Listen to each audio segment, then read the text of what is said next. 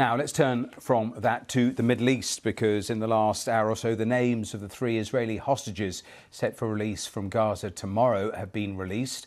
Arbel Yehoud, Agam Berger and Gadi Moses are expected to arrive back in Israel after being kidnapped by Hamas on October the 7th. 5 Thai citizens are also expected to be freed tomorrow with no exchange for Palestinian prisoners. There's been no information provided as to whether they will be returned alive. Well, let's go live to Jerusalem and to our correspondent, Wira Davis. And Wira, tell us more.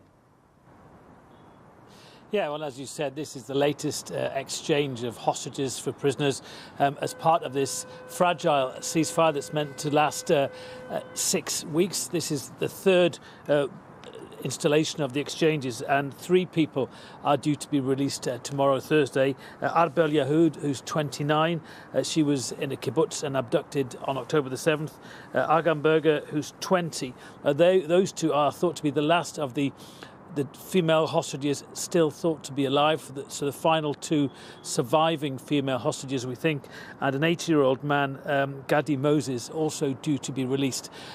Also, and quite unexpectedly, Hamas late in the day said they will be releasing 5 Thai nationals. Now, a number of Thai nationals and other nationals, Nepalese, for example, were abducted from the kibbutzes where they were working as agricultural workers on October the 7th.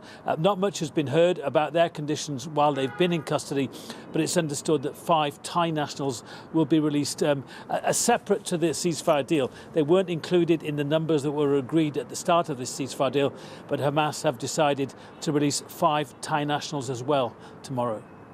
Briefly, we're getting to the timeline around when negotiations around phase 2 are supposed to begin. Where are we with all of that? Yeah, just before that, Matthew, it's important to say that as part of this deal, 110 Palestinians are being released from Israeli jails as well. About 30 of those are thought to be women and children. Now, most of those will be released to their home areas, either in occupied East Jerusalem or the West Bank. But a number of them, according to Israeli media sources, are people serving life terms for serious offences, and they will be released or sent into exile in Egypt or other Arab countries. But as you say, this is an initial 6-week ceasefire deal. They're due to start talking on Monday about the next phase, but there are real concerns that the ceasefire won't last. There's pressure, for example, in parts of the Israeli government, the hardline right-wing parties who want the resumption of the war in Gaza after this initial 6 weeks is over, because they say Hamas isn't yet defeated militarily.